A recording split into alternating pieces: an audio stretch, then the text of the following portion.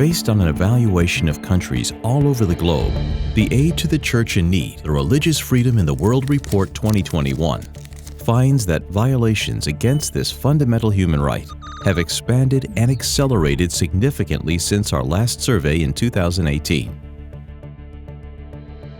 Close to 4 billion people live in the 26 countries classified as suffering the most intense attacks on religious freedom. Almost 50% of these countries are in Africa. Over the last 2 years, transnational jihadist groups who systematically persecute all those who do not accept the extremist Islamist ideology have consolidated their presence in sub-Saharan Africa. While a big part of the territory is not accessible to humanitarian aid workers, governments are either unable or, in some cases, apparently unwilling to address the issue. Only recently have multinational task forces been established to help the local governments. In Asia, China and North Korea are the worst offenders where religious freedom is non-existent, as are the majority of human rights.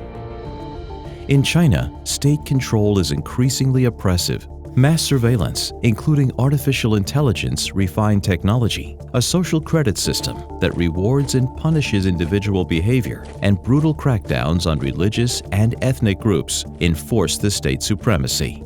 This is particularly evident through mass internment and coercive re-education programs affecting more than 1 million mostly Muslim ethnic Uyghurs in Xinjiang province.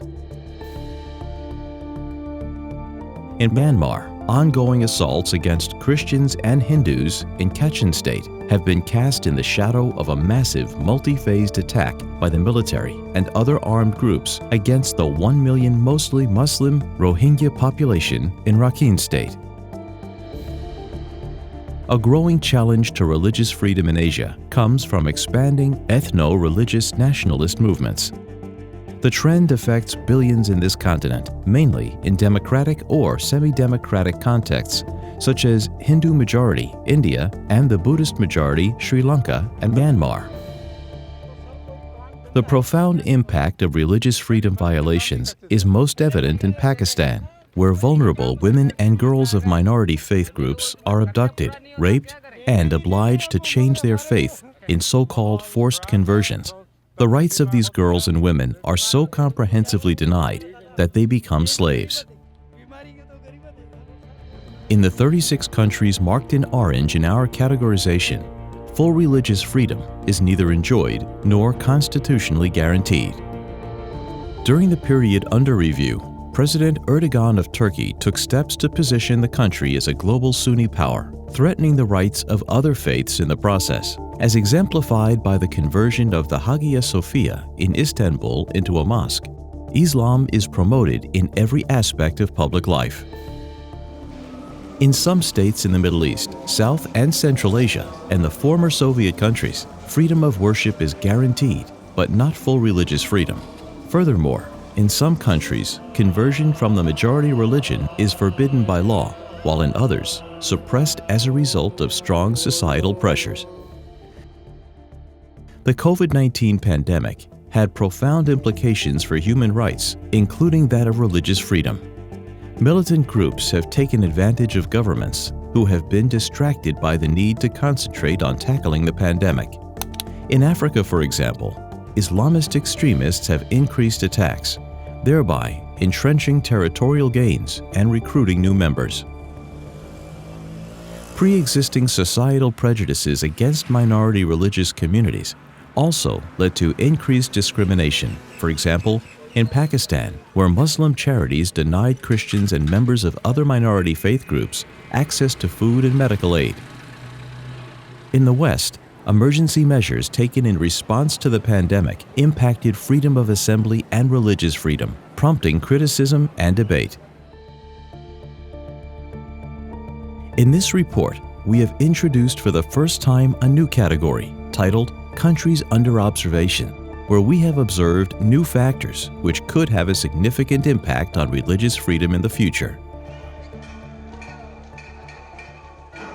Evidence for this category is the violent demonstrations in Latin America, where protesters attacked and destroyed religious symbols and property. In some regions, violent hate crimes were carried out against religious leaders and members of the faithful.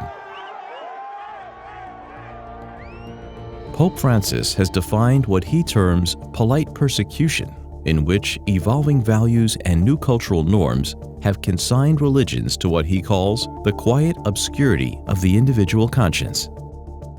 For example, in the West, the right to conscientious objection on religious grounds for healthcare professionals in relation to issues concerning abortion and euthanasia is no longer meaningfully protected by law. But the period under review has also seen significant change for the better.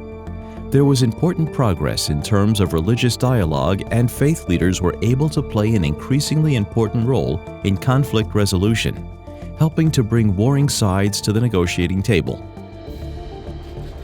The visits of Pope Francis to the United Arab Emirates resulted in the signing of a document titled Human Fraternity for World Peace and Living Together. Dramatic world events, be they in Africa, Asia, or indeed in the Middle East, have led to an unprecedented rise in that most serious of claims, namely genocide. The Religious Freedom Report reflects the mission of ACN to be a voice for those who are suffering and silenced as a result of persecution. As Pope Francis said in 2015, in a world where various forms of modern tyranny seek to suppress religious freedom, it is imperative that the followers of the various religions join their voices in calling for peace, tolerance, and respect for the dignity and rights of others.